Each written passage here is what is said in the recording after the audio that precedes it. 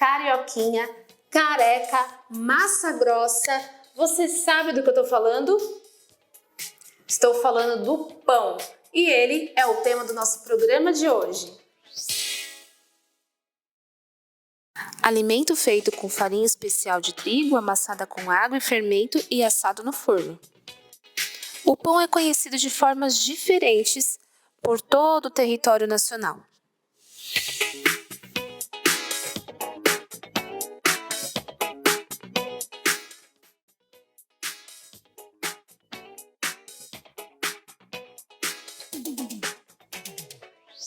O queridinho nacional. E quem não gosta de um pãozinho, não é verdade? Bom, o pão é um alimento muito versátil. Tem vários nomes, vários tipos, muitos sabores. E além de tudo que nós já falamos, o pão também é um alimento muito simbólico. Em algumas culturas, o pão significa vida, bondade, união. Mas nesse programa nós vamos falar sobre um aspecto muito importante do pão, a arte que ele tem de saciar os seus sabores. E para falar sobre sabores, você sabia que o conhecimento também tem um sabor?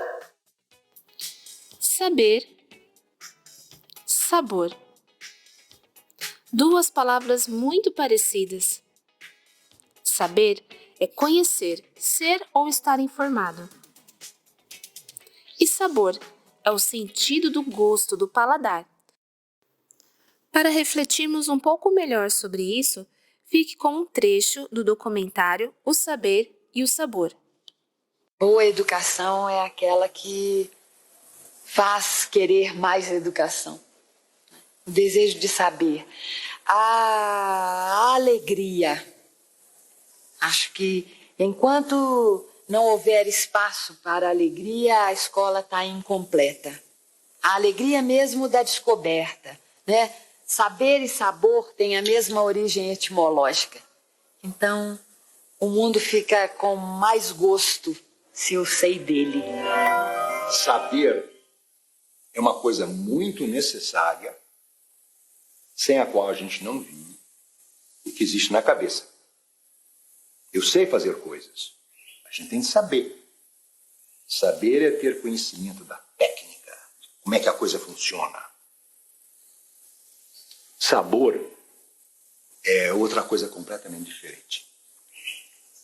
Saber acontece na cabeça. Sabor acontece na língua. É quando a gente degusta. Sabor tem a ver com sábio. O sábio é um especialista em sabores. Sábio, sapio, em latim, quer dizer eu degusto. Então, o que é que dá felicidade para a gente? É a gente saber a teoria das comidas ou é a gente degustar a comida? Saber é muito importante para fazer a comida, mas a felicidade vem quando a gente degusta a comida. Então eu diria o seguinte, que o objetivo da vida é que a gente deguste. Degustar significa o quê? A gente degusta não é só com a boca, a gente degusta com o nariz, com os olhos, com todos os sentidos.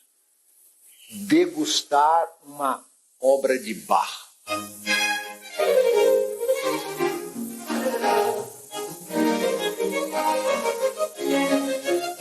Degustar Bach é complicado.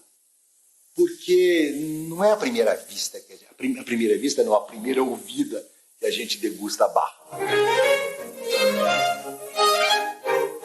É preciso aprender a degustar Bach, aprender a degustar um quadro. Eu pergunto a vocês, quantas escolas ensinam a degustar um quadro? Elas ensinam a teoria, a história da pintura, a história da arte. Você veja o que acontece nos vestibulares. Os moços que estão fazendo vestibular, eles têm que estudar literatura. Mas a degustação da literatura não é ensinada, porque você não tem jeito de fazer uma prova sobre degustação. Então existe essa coisa horrível, medonha, anti-educacional e antipedagógica, que é os resumos dos livros. Porque Resumo de livro é o quê? Saber. Eu sei que o livro é de essa de Queiroz, eu sei que a estrutura é essa, eu sei que o estilo é esse, eu sei que a escola dele é essa, eu sei. Mas eu não aprendi a degustação, o prazer. O resultado disso é o seguinte, se estuda muita literatura, mas eu pergunto, quantos são os moços que depois de passar por todo esse estudo têm o prazer de ler, gostam de ler?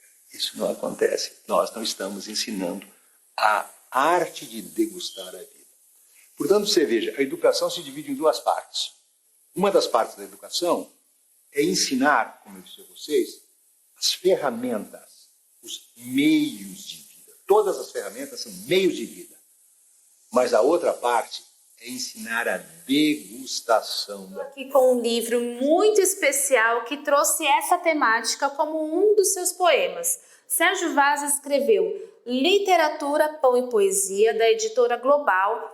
E aqui nós temos no enunciado o seguinte: histórias de um povo lindo e inteligente. Vale a pena você conferir os poemas e poesias que o Sérgio Vaz traz aqui, alguns até como críticas sociais, muito interessante. É o que diz aqui no poema que eu li na página 49, Literatura, Pão e Poesia, que traz o título desse livro. Como eu já disse, eu parabenizo você que decidiu retomar os seus estudos, ampliando os conhecimentos que você já tem. E para isso, temos um bloco especial chamado Tecendo Palavras, para a gente aprender a escrever novas palavras.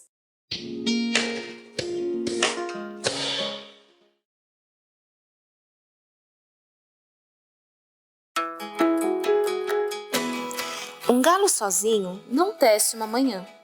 Ele precisará sempre de outros galos, de um que apanhe esse grito que o lance a outro, de um outro galo que apanhe o grito de um galo antes e o lance a outro, e de outros galos que com muitos outros galos se cruzem os fios de sol de seus gritos de galo, para que amanhã, desde uma tela tênue, se vá tecendo entre todos os galos. E se encorpando em tela, entre todos, se erguendo tenda, onde entre todos, se entretendo para todos, no todo amanhã, que plana livre de armação, amanhã, todo de um tecido, tão aéreo que, tecido, se eleva por si, luz balão.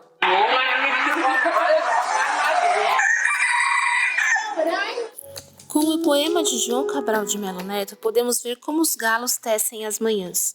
E como nós teceremos as palavras? Para tecer palavras, nós precisamos de letras. Letras essas do nosso alfabeto. São 26.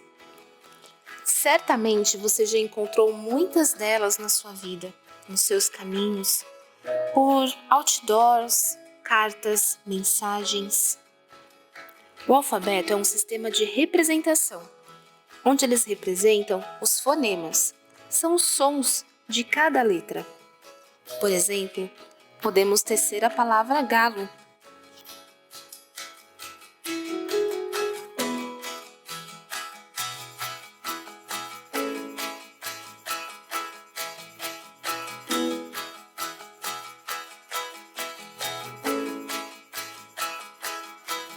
E a palavra galo, na mente e nas mãos de João Cabral de Melo Neto, se transformou nesse poema que nós acabamos de conhecer. As palavras, elas juntas, elas tecem poemas, elas tecem mensagens, elas tecem música, elas tecem muitas coisas. E falando em tecer palavras com letras, vamos tecer duas palavras que apareceram muito no programa de hoje? Acima nós temos o alfabeto, embaixo nós temos a quantidade de quadradinhos correspondente à quantidade de letras de cada palavra. Então, a palavra pão e a palavra galo. Pão possui 3 letras e galo possui 4 letras. Você pode pausar esse vídeo, pensar quais são as melhores letras para escrever essas palavras e depois conferir. Se preferir, registre em seu caderno. Agora vou revelar quais são as letras para a escrita dessas palavras.